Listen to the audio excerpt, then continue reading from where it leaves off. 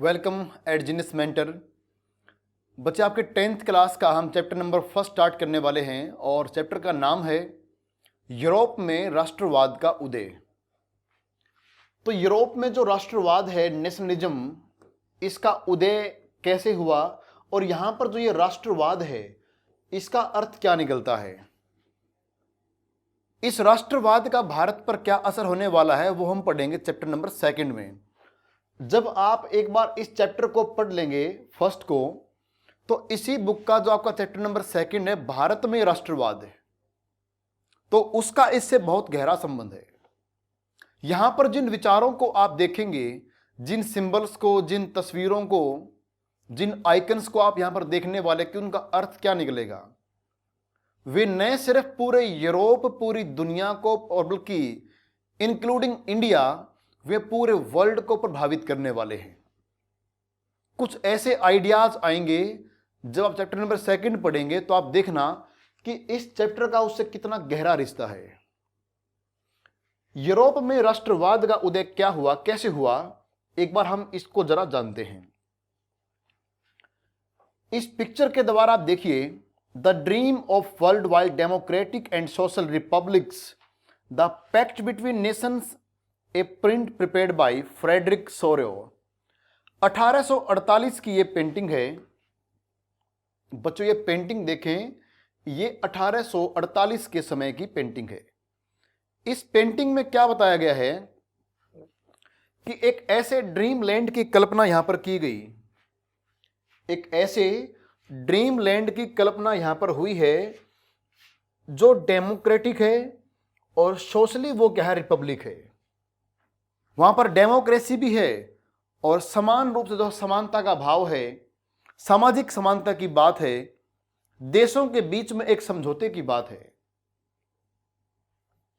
जिस समय ये पेंटिंग बनाई गई है उस समय यूरोप के देश इस चीज से अभी अनजान हैं। देखो, इस पेंटिंग की खास चीज क्या है, ये पेंटिंग जिस समय बनाई गई 1848 में, उस समय फ्रांस में ऐसे विचार नहीं थे, ये इसके बाद आए हैं। तो ये एक सपना है और आज देखो, ये सपना, जो इस पेंटिंग में जो सपना है, ये काफी हद तक वो सच हो चुका है। चलो देखते हैं इस पेंटिंग के द्वारा क्या दिखाना चाह रहे हैं। यहां पर आप कई देशों के झंडों को देख पा रहे हैं। ये देखो, लाइन लगे हुए झंडे, लगातार अलग अलग देश के झंडे इसमें आपको दिखाई दे रहे, बहुत लंबी पंक्ति है। ऊपर से इसमें अप्सराएं, देवता गण, क्राइस्ट भगवान, यीशु, ये सभी देखिए, ये सब अप्सराएं, सब कुछ यहां पर दिखाई दे रहे हैं। बीच में यहां पर एक मूर्ति आप देखें इसमें साइड में, ये उस आजादी की देवी है, ये गॉडेस ऑफ लिबर्टी। तो ये पेंटिंग देखो कितनी शानदार है। इसमें ऐसे आइडियाज का जिक्र किया गया जो आगे चलकर सपना नहीं, रियलिटी बने। अब देखो इसके अंदर क्या था और कौन ये व्यक्ति हैं। 1848 की बात है। Frederic Sorrieu, a French artist, prepared a series of 4 prints. इन्होंने 4 ऐसे जो है चित्र बनाए, 4 ऐसी पेंटिंग तैयार की, visualising his dream of world made up of a democratic and social republics as he called them. Frederic ने क्या किया, 4 चित्र ऐसे बनाए जिसमें उसका सपना है कि ऐसा हो तो क्या रहे, जिसमें देशों में डेमोक्रेसी है, डेमोक्रेसी की बात है, सोशली और रिपब्लिक की वहां पर बात है, कि समाज में जो इतने वर्ग हैं वो सब बराबर माने जाएं, लोकतांत्रिक मूल्यों की रचना हो, इस प्रकार का इसका सपना है। द फर्स्ट प्रिंट यानी figure 1 of the series shows the people of Europe and America, men and women of all ages and social classes, marching in a long train and offering homage to the Statue of Liberty as they pass by it. इस चित्र में आप क्या देख पा रहे हैं, ये फिगर 1 हमें कुछ चीजों के बारे में जो है स्मरण कराता है कि यूरोप और अमेरिका के देश, उनके लोग पुरुष चाहे महिला, किसी भी एज के व्यक्ति, किसी भी सोशली क्लास के व्यक्ति, मजदूर हैं, किसान हैं, और भी कोई वर्ग है, ये सभी एक पंक्ति में इस प्रकार यात्रा कर रहे हैं। और रास्ते में इनके सामने एक स्टैच्यू ऑफ लिबर्टी है, एक आजादी की एक देवी है, उसको जो है कुछ ये होमेज वहां पर, यानी कुछ श्रद्धा प्रकट वहां पर कर रहे हैं, श्रद्धांजलि उसको दे रहे हैं कुछ। देखो यहां पर क्या है, ये क्या कहना चाह रहे हैं, ये देखिए, ये तमाम तरह के जो देशों के नागरिक हैं, इसमें यूरोप वाले भी हैं और आगे देखोगे तो आप अमेरिका वाले भी जो आगे जा चुके हैं। अब देखते हैं इस पेंटिंग में कितना गहरा विचार ये रखे हुए हैं Frederic. As you would recall artist of the time of the French revolution personified liberty as a female figure. 9th class के आप उस चैप्टर को याद कीजिए जब मैंने आपको पढ़ाया था फ्रांस की क्रांति के दौरान। उस फ्रांस की क्रांति में जो 1789 को हुई थी जुलाई में, बेस्टिल की जेल तोड़ी गई, उसके बाद जो क्रांति शुरू हुई उसकी बात यहां पर हो रही है। वहां पर हमने पढ़ा था कि उस क्रांति के दौरान क्या था, French revolution personified liberty as a female figure. वहां पर आजादी को एक महिला के रूप में दिखाया गया था। Here you can recognize the torch of enlightenment she bears in one hand and the charter of the rights of man in the other। इस पिक्चर में आप देखें, इनके हाथ में यहां पर है एक टॉर्च, और टॉर्च किस बात का प्रतीक है?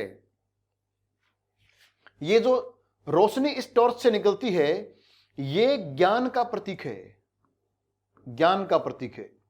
दूसरे हाथ में ये वो चार्टर जो है इसमें पकड़े हुए हैं, declaration of rights of man, जो वो चार्टर है वो इनके दूसरे हाथ में है, और एक हाथ में वो मशाल है। उस मशाल से निकलती हुई रोशनी, वो जो प्रकाश है, वो अज्ञानता के अंधकार को दूर करता है। ऐसा इस जो है तस्वीर के द्वारा दिखाने का प्रयास किया गया है। On the earth in the foreground of the image lie the shattered remains of the symbols of absolutist institutions। देखो यहां पर क्या है, इसी पेंटिंग में अगर आप देखेंगे तो वहां पर आपको कुछ ऐसे इंस्टीट्यूशंस, कुछ संस्थाएं इस प्रकार की दिखाई देंगी जो निरंकुशता का प्रतीक थी। निरंकुशता, ये शब्द ध्यान रखें, निरंकुश, एब्सोल्यूटिस्ट। यहां पर देखें, इस पेंटिंग को दोबारा देखो, यहां पर आप क्या दिख रहे हैं आपको? ये देखो ताज बिखरे पड़े हैं, ये देखिए आप मुकुट, कितने मुकुट यहां पर बिखरे पड़े हैं। ये मुकुट, ये ताज, ये क्राउन, ये राजशाही का प्रतीक थे, ये मोनार्की का सिंबल थे। जब राजाओं का राज था तो सारी पावर उन्हीं के पास हुआ करती। राजा लोग जो हैं कहीं पर भी थे, वे हुआ करते निरंकुश। ये उसी चीज की बात कर रहे हैं कि इस पेंटिंग में यहां पर जो है आप उन राजतंत्रों को जमीन पर बिखरा हुआ देख सकते हैं कि वो किस प्रकार यहां पर धराशायी हैं। ये पिक्चर ये कहने का प्रयास कर रही है कि हमने राजाओं के जमाने को छोड़ दिया है, हमने राजतंत्रों को धराशायी कर दिया है, और अब हम एक नेशन की तरफ बढ़ रहे हैं। हम आजादी को प्राप्त कर रहे हैं, हम समानता, हम इक्वालिटी की तरफ जा रहे हैं, हम डेमोक्रेसी को स्थापित करने के लिए जा रहे हैं। तो ये उसी, देखो पेंटिंग कितने बहुत समझदारी से बनाई गई थी, कितने कमाल का इसमें आइडिया डाला गया है, कैसे विचार हैं कि राजतंत्रों को आप यहां पर इस प्रकार बिखरा हुआ देख सकते हैं, उनकी निशानियां। मुकुट जो है जमीन के अंदर बिखरे पड़े हैं जमीन पे, ये उस एब्सोल्यूटिस्ट निरंकुशता का प्रतीक थे। ये उनको यहां पर आप जमीन पर बिखरा हुआ देख सकते हैं। In Sorrieu's utopian vision, utopian vision, ध्यान रखिए ये चीज क्या है। यूटोपिया क्या होता है? यूटोपिया को आप हिंदी में कहते हैं राम राज्य, इसको आप राम राज्य कह सकते हैं, इसको आप एक आदर्श राज्य भी कह सकते हैं, एक आदर्श राज्य। इसको आप एक काल्पनिक राज्य भी कह सकते हैं। देखो इतना अच्छा राज्य तो कल्पना ही हो सकती है। एक ऐसा राज्य जहां पर सभी व्यक्ति समान हो, सारे व्यक्ति सुखी हों, अमीर और गरीब का भेदभाव ना हो, मजदूर और जो है बिजनेसमैन इस प्रकार से भेदभाव ना किया जाए, शोषण किसी का ना हो, तो ऐसा समाज तो भाई कल्पना ही हो सकती है आज के हिसाब से। तो आप इंडिया में रह के तो कल्पना कर सकते हैं। तो ये उस समय कल्पना कर रहे हैं यूरोप में कि इस प्रकार का राज्य हो तो कैसा हो। तो ऐसा राज्य तो कहानियों में जब हम सुनते हैं तो वो तो भाई इंडिया में राम राज्य को बताया गया कि राम के जब शासन हुआ करता, देखो कहानियां हैं तो सारे लोग सुखी थे। ये तो एक आदर्श राज्य की बात हुई। तो यहां पर जो फ्रेडरिक हैं, फ्रेडरिक सोरो, वे एक यूटोपिया जो है, यूटोपिया की कल्पना कर रहे हैं। जो कैसा हो यूटोपिया हो तो काल्पनिक राज्य है ये। The peoples of the world are grouped as distinct nation identified through their flags and national costumes. आप इस चित्र में देखिए कि यहां पर जो यूटोपिया जो आने वाला, मतलब सोरियो के अनुसार क्या है कि यूटोपिया एक आदर्श राज्य की स्थापना होने जा रही है उसके अनुसार, जिसमें आप कई तरह के देश के नागरिक को देख सकते हैं। वहां पर वे झंडे उठाए हुए हैं, उनके देश की जो ड्रेस है, कॉस्ट्यूम से आप पहचानने की वो किस देश के नागरिक हैं। Leading the procession way past the statue of liberty as the United States and Switzerland which by this time were already nation states.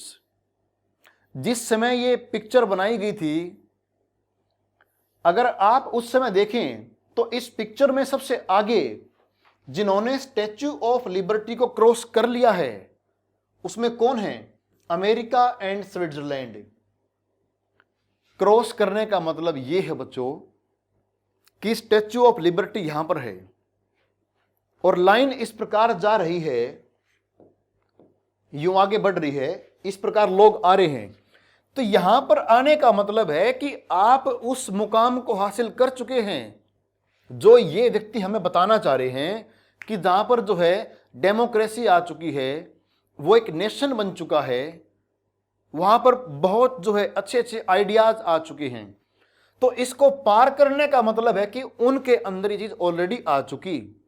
तो पार किसने किया है? आप दूर देखें तो इसमें अमेरिका, स्विट्जरलैंड इसको पार कर चुके हैं।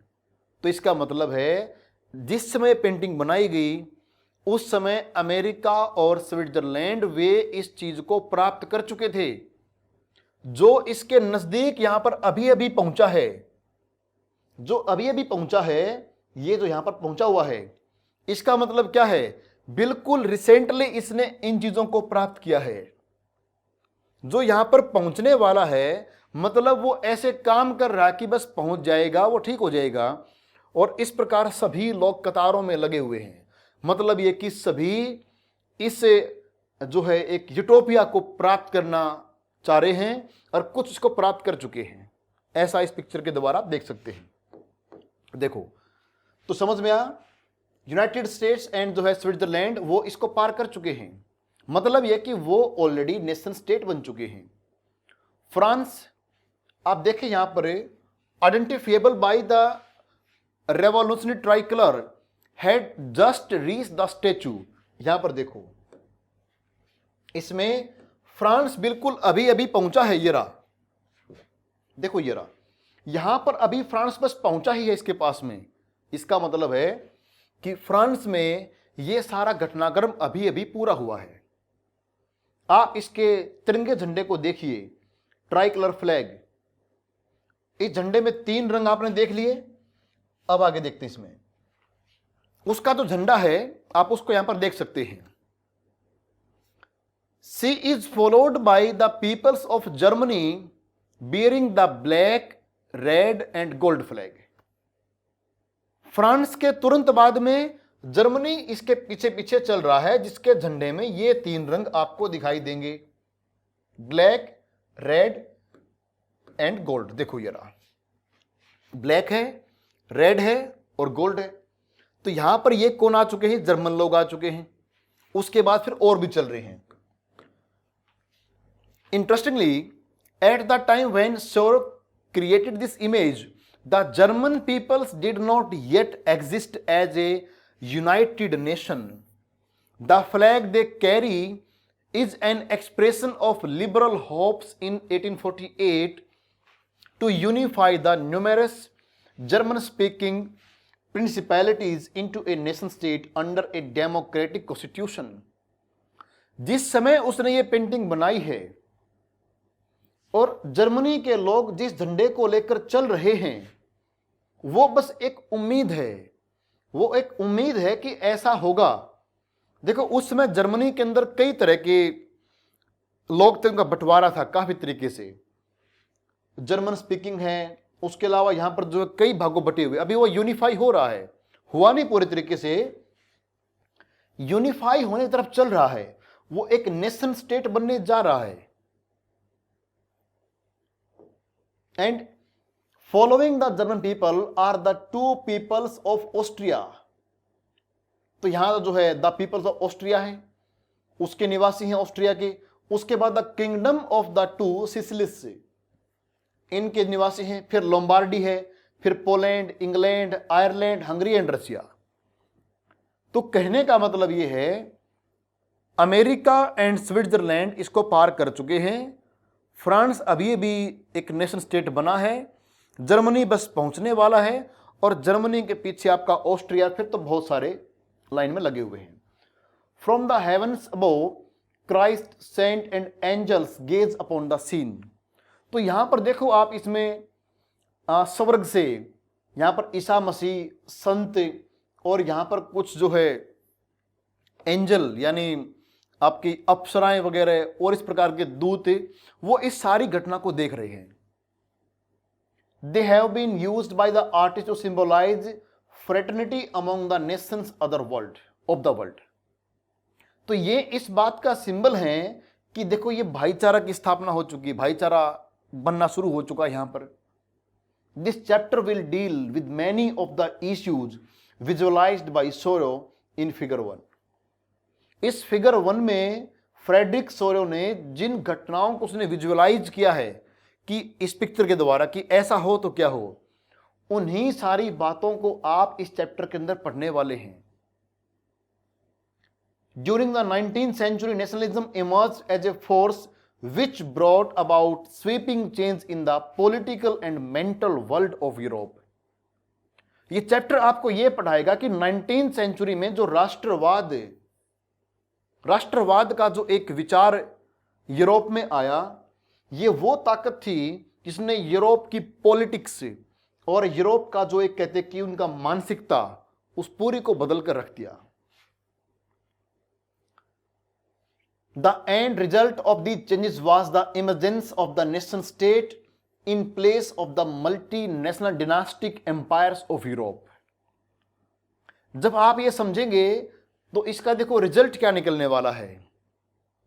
अभी तो घटनाक्रम हम पढ़ने वाले हैं, उसका रिजल्ट क्या निकलेगा आगे, कि आप देखेंगे कि नेशन स्टेट बनने शुरू हो जाएंगे, राष्ट्र राज्य बनने शुरू हो जाएंगे, और पुराने जो वंश थे, डिनास्टी, जिन्होंने यूरोप के देशों पर राज किया, कभी कभार तो ऐसा हुआ कि एक ही वंश ने 2 कंट्री पे राज किया, 3 कंट्री पे राज किया। तो ऐसी ऐसी जो है डिनास्टी, ऐसे राजवंशों का यहां पर आप पतन देखेंगे, और उन राजवंशों के स्थान पर आप एक नेशन को बनते हुए देखेंगे कि नेशन क्या होता है। यह शब्द बार बार यहां पे आ रहा है कि राष्ट्र शब्द क्या है, राष्ट्र का अर्थ क्या होता है, अभी आपके सामने आने वाला ये। The concept and practices of a modern state in which a centralized power exercises sovereign control over a clearly defined territory had been developing over a long period of time in Europe। यहां पर आप ये भी देखेंगे कि जो modern state है, modern state, उसमें क्या होने वाला, जहां पर एक सेंट्रलाइज्ड पावर होगी, एक शक्ति होगी केंद्रीय, जो सब पे जो है नियंत्रण करेगी। सोवरिन कंट्रोल ओवर ए क्लियरली डिफाइंड टेरिटरी, कि आपकी जो आपका जो क्षेत्र है वो डिफाइन है। ऐसा नहीं कि आप उस पर हमला कर दें, उसको अपने कब्जे में ले लें, ऐसा नहीं है। अब कुछ डिफाइन होने वाला है कि भाई ये तेरी जगह है और ये मेरी जगह है, ये तुम्हारा नेशन है जर्मनी का, ये फ्रांस नेशन है, ये इंग्लैंड है, ये पोलैंड है। अब जो है आप इनके बीच में एक डिफाइंड टेरिटरी को देखने वाले हैं। जिस तरह आज जब भी हमारे सामने आता ना कि भारत, इंडिया, तो हमारे सामने इंडिया की एक इमेज बनती है कि भाई इंडिया इस प्रकार की इंडिया की शेप है, वो डिफाइंड है कि हाँ ये इंडिया है। तो तब ये नहीं था कि ये फ्रांस है, ये जर्मनी है। भाई कोई तगड़ा राजा आ गया, उसने किसी और पे आक्रमण कर दिया, साम्राज्य बड़ा हो गया और बड़ा फ्रांस हो गया। कभी जर्मनी में कोई आया, उसने उसको हरा दिया, अब वो सारा उसके अंडर में आ गया।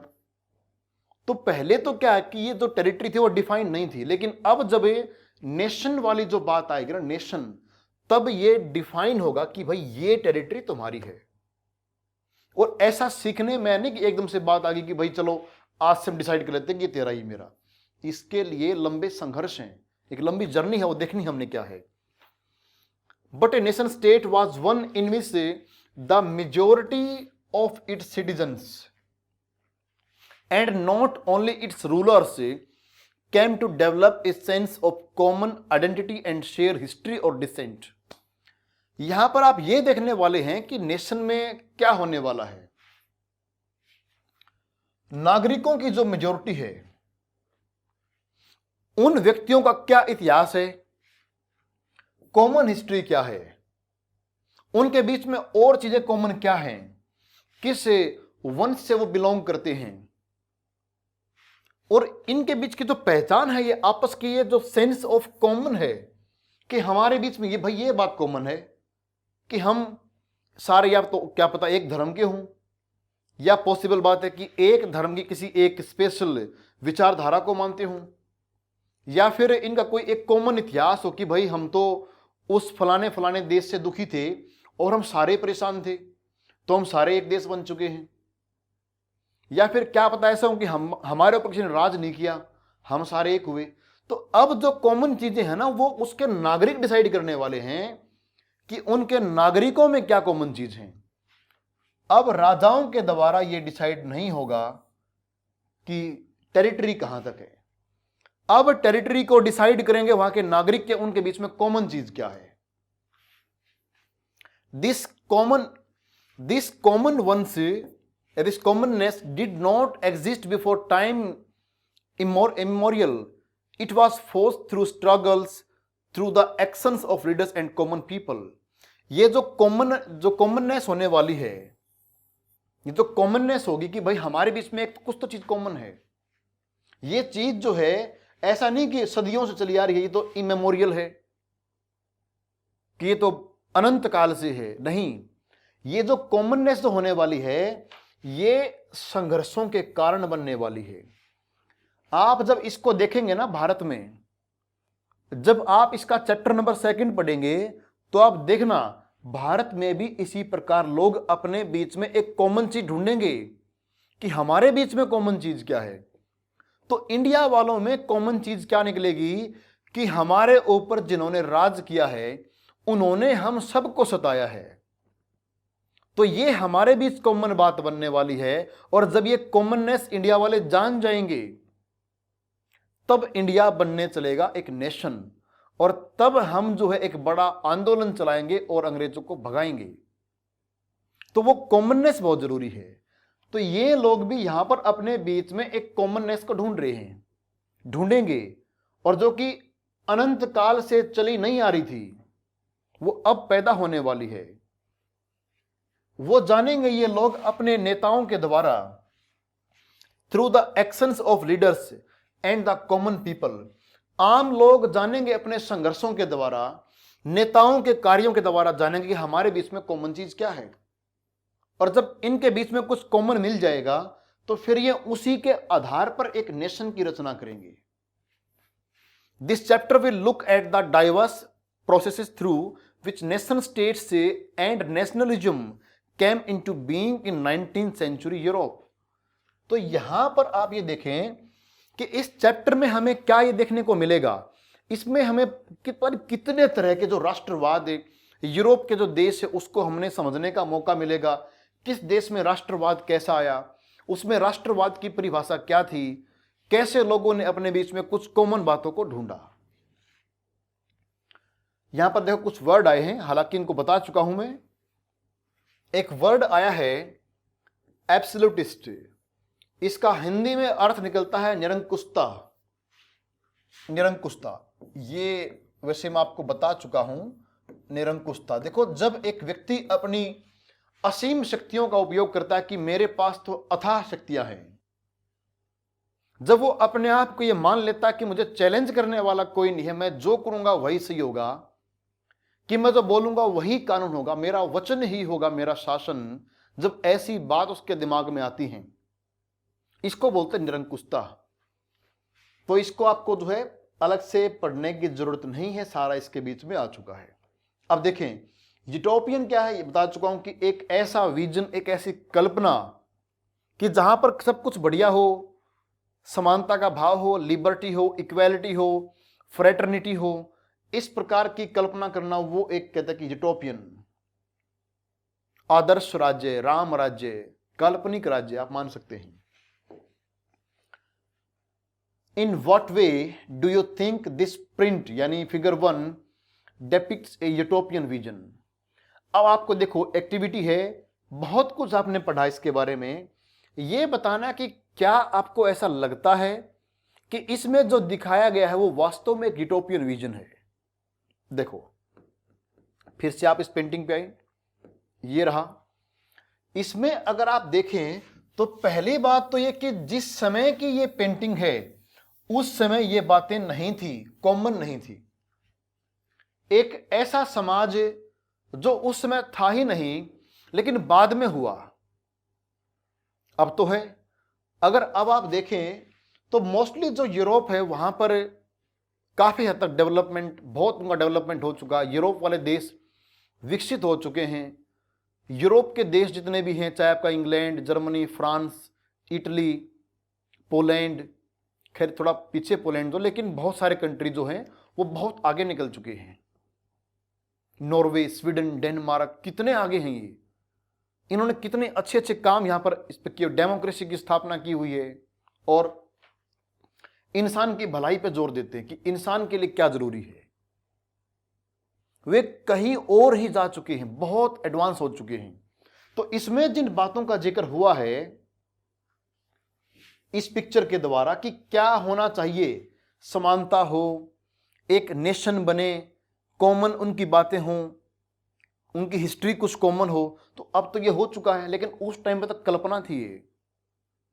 तो यहां पर ये सभी व्यक्ति जितने भी हैं ये सारे एक झंडा लेके चल रहे हैं कि एक झंडा। आज हम देखते हैं कि सबके पास अपना अपना झंडा होता है भाई, हर कंट्री का एक फ्लैग होता है और वो कंट्री का झंडा वो बहुत कुछ दिखाता भी है, वो एक सिंबल है किसी खास चीज का। अगर आप किसी भी कंट्री के झंडे को देखें तो बहुत कुछ सिखाता है कि इसका अर्थ क्या निकलता है।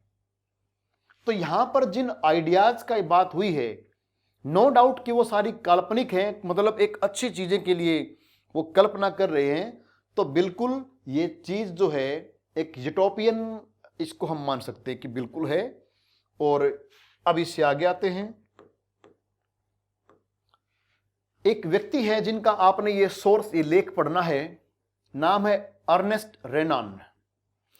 What is a nation. Ernest Renan एक सवाल करते हैं कि नेशन क्या होता है, आप राष्ट्र क्या मानेंगे कि राष्ट्र क्या है। तो ये देखो बहुत ही जो है एक अच्छा पॉइंट हमारे सामने है कि नेशन क्या है। देखिए, इन ए lecture delivered at the University of Sorbonne in 1882, the French philosopher Ernest Renan outlined his understanding of what makes a nation. एक लेक्चर के दौरान जब वो बात कर रहे थे तो उन्होंने इस सवाल को उठाया कि राष्ट्र क्या होता है, एक राष्ट्र के लिए क्या चीज जरूरी है। The lecture was subsequently published as a famous essay entitled What is a nation, वो इसी नाम से पब्लिश हुआ, ये फ्रेंच नाम यहां पर आप देख सकते हैं। In this essay, Renan criticized the notion suggested by others that a nation is formed by a common language, race, religion और टेरिटरी। तो रेनान यहां पर कहते हैं कि भाई जो लोग, जो भी व्यक्ति हैं जो ये कहते हैं, देखो नोशन होता आइडिया, रेनान उन व्यक्तियों को थोड़ा क्रिटिसाइज करते हैं कि भाई अगर तुम्हारे अनुसार नेशन ये है कि उनके बीच में कॉमन लैंग्वेज हो। कई सारे फिलोसफर क्या मानते हैं कि अगर किन्हीं व्यक्तियों की भाषा कॉमन है, भाषा कॉमन है, उनकी नस्ल कॉमन है, नस्ल, किस नस्ल के हैं वो, उनका धर्म कॉमन है और उनका क्षेत्र, टेरिटरी, उसमें कुछ कॉमन चीजें हैं, तो कुछ फिलोसफर मानते हैं कि इसके आधार पर एक नेशन बनता है। और इस चीज को क्रिटिसाइज ये करते हैं रेनान। तो अब ये देखते हैं कि अगर वो इसकी आलोचना करते हैं कि भाई इसके आधार पर नेशन मानना गलत है, तो अब ये जानते कि रेनान के अनुसार नेशन क्या है। देखो वो कहते हैं कि ए nation is the culmination of a long past of endeavours, sacrifice and devotion. ये कहते हैं कि भाई जो नेशन होता है, राष्ट्र जो होता है, वो कई सारी घटनाओं का परिणाम होता है, एक फल होता है उनका, एक लॉन्ग पास्ट, कि हमने बहुत लंबे समय से हमने कुछ सीखा, हमने कुछ सहा, हमने कुछ बलिदान किया। ये बोले कि उसका जो जोड़ है, उसका निचोड़ वो नेशन होता है। A heroic past, great man, glory, that is the social capital upon which one bases a national idea. ये कहते हैं कि नेशन का मतलब है कि जहां पर हमारा एक शानदार अतीत रहा हो, शानदार व्यक्ति, ग्रेट पर्सनालिटीज जो रही हैं उनको समझना, उनके जो लड़ाइयां थी, उनका जो संघर्ष था, उनके जो विचार थे, उसको ग्लोरीफाई करना और उसके आधार पर इस प्रकार के विचारों को आगे बढ़ाना, बोले कि ये एक नेशन के लिए जरूरी है। To have common glories in the past, to have a common will in the present, to have performed great deeds together, to wish to perform still more, these are the essential conditions of being a people. तो ये कहते हैं कि भाई nation के लिए जरूरी क्या है। देखो यहां से बहुत बढ़िया क्वेश्चन आ चुका है। अगर प्रश्न आपसे पूछता है कि रेनान के अनुसार आप जो है नेशन को डिफाइन कीजिए, तो आप देखें ये कहते हैं कि भाई अगर व्यक्तियों का जो पास्ट है, मान लिया कि हम भारत की बात करें, इस चीज को आप जोड़े भारत से, अगर भारतीयों को यह लगता है कि हमारा जो पास्ट था बहुत महान था और उस पास्ट के ऊपर, उस अतीत पर सारे भारतीय गर्व करें कि वैदिक जमाना बढ़िया था, सिंधु घाटी के समय हम कितने डेवलप थे, गुप्त राजवंशों के अंडर में भारत ने बहुत डेवलपमेंट किया, मौर्य काल में हमने बहुत विकास किया, हमने कई भागों को जीता, हम कितने महान थे, ऐसा हमारा अगर कॉमन पास्ट है, उसको हम गर्व से कह सकें, ये उस पास्ट की बात करते हैं। To have a common will in the present, और वर्तमान में हमारी दृढ़ इच्छा शक्ति कॉमन है, हमें लगता कि हम सबको मिलकर ये करना है, अगर ये हमारी कॉमन विल है तो हम एक नेशन है। अगर आज सारे भारतीयों को एक रूप से ये लगता कि भारत को विश्व गुरु बनना है और सारा भारत इसके पीछे लग जाता कि हमें बनना है, हमें दुनिया को दिखाना कि इंडिया क्या है, तो ये एक नेशन है। To have perform great deeds together, महान कार्य अगर हम साथ करते हैं, दिन रात अथक प्रयास करते हैं किसी अपने देश को महान बनाने का, तो हम एक नेशन हैं। To wish to perform still more, तो ये कहते हैं कि ये जरूरी हैं, ये हैं वो इसेंशियल कंडीशंस जरूरी हैं जो एक देश को, एक क्षेत्र को एक राष्ट्र बना सकती हैं। A nation is there for a large scale solidarity, its existence is a daily plebiscite. ये कहते हैं कि नेशन ऐसा नहीं कोई एकदम से आई हुई चीज है, नेशन के लिए ये चीज रिक्वायरमेंट है। नेशन जो है बड़े स्तर पर हमारा जो एक एकीकरण, हमारी एकता है, नेशन एक दिल्ली का प्लेबिसाइट है। प्लेबिसाइट क्या होता है? A direct vote by which all the people of a region are asked to accept और रिजेक्ट ए प्रपोजल। जब आप लोगों से डायरेक्ट ये पूछते हैं कि भाई आपको ये स्वीकार है कि नहीं है, इसको बोलते हैं प्लेबिसाइट। तो ये कहते हैं कि ये तो दिल्ली का प्लेबिसाइट है। रोज रोज ऐसा होता है कि लोग चाहते हैं कि हाँ ये हो ये ना हो, देश के लिए क्या करना क्या नहीं करना। बोले कि ये तो दिल्ली का काम है और यही राष्ट्र क्या नाम है आपका राष्ट्रवाद है। A province is its inhabitants, if anyone has the right to be consulted it is the inhabitant. ये कहते कि अगर किसी से कुछ पूछना कि क्या हमने करना है देश के लिए क्या नहीं करना, वो है वहां के बाशिंदे, वो है वहां के निवासी जो डिसाइड करेंगे कि व्हाट टू बी एक्सेप्ट और रिजेक्ट बाय अस, कि हमारे द्वारा जो है क्या स्वीकार किया जाए किसको रिजेक्ट किया जाए, वो हम डिसाइड करेंगे। तो ये कह रहे कि जो निवासी हैं वो इसको डिसाइड करें। A nation never has any real interest in annexing or holding on a country against its will। एक नेशन कभी दूसरे देश पर हमला नहीं करेगा, उसकी इच्छा के खिलाफ उसके ऊपर कोई कब्जा नहीं करेगा।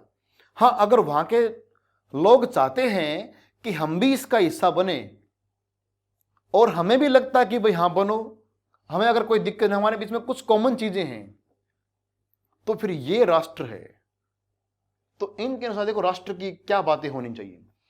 The existence of Nations is a good thing, A necessity even. ये कहते कि राष्ट्रों का होना एक अच्छी बात है और बल्कि ये तो जरूरी है कि दुनिया में राष्ट्र होने चाहिए। Their existence is a guarantee of liberty. इनका होना जो है लिबर्टी की गारंटी है कि भाई तुम भी हो हम भी हैं वो भी है। अगर मान लिया कि भारत आज सोचे कि मैं तो अपने किसी छोटे से पड़ोसी मुल्क पे हमला करता हूं, श्रीलंका पे हमला करता हूं, नेपाल पे हमला करता हूं, तो ये राष्ट्र की पहचान नहीं है, ये तो साम्राज्यवादी ताकतों की पहचान है।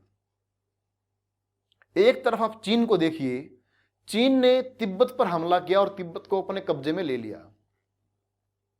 आज तिब्बत एक देश नहीं है, वो चाइना का एक राज्य बन के रह चुका है। लेकिन भारत ने कभी किसी देश पर बाद में कभी हमला नहीं किया है, उसको हड़पने के हिसाब से। तो उस केस में देखो भारत जो है एक नेशन के गुण हमारे अंदर हैं, हम किसी और पर हमला नहीं करते हैं। तो वही तो कह रहा है कि सबको अपने हिसाब से रहने का अधिकार है कि आप रहिए, और जितने नेशन होंगे वो लिबर्टी की तो गारंटी है कि भाई हम तुम्हारी पूरी लिबर्टी का सम्मान करते हैं। Which would be lost if the world had only one law and only one master। ये कहते हैं कि अगर दुनिया में राष्ट्र ही नहीं होंगे, देश नहीं होंगे, एक नियम होगा, एक उसको चलाने वाला होगा, तो फिर राष्ट्र कहां बचे, तो फिर लिबर्टी कैसी। तो इनका आइडिया क्या है कि लिबर्टी जो है हमने उसका सम्मान करना है, और लिबर्टी का सम्मान करेंगे तो हमने नेशन को भी स्वीकार करना होगा। तो यहां पर एक नेशन बनने के लिए, एक नेशन होने के लिए जिन बातों का उल्लेख हुआ है वो ये आपके सामने है। अगर आपसे पूछें कि नेशन क्या है अकॉर्डिंग टू रेनान जो है, तब आप जो है इनके अनुसार नेशन पूछें तो आप इस क्वेश्चन को ऐसे यहां से उठा सकते हैं। ये आपकी नेशन की पूरी परिभाषा यहां पर आ चुकी है। तो बच्चों आज के लेक्चर में इतना ठीक है, बाकी हम पढ़ेंगे नेक्स्ट में। Thank you.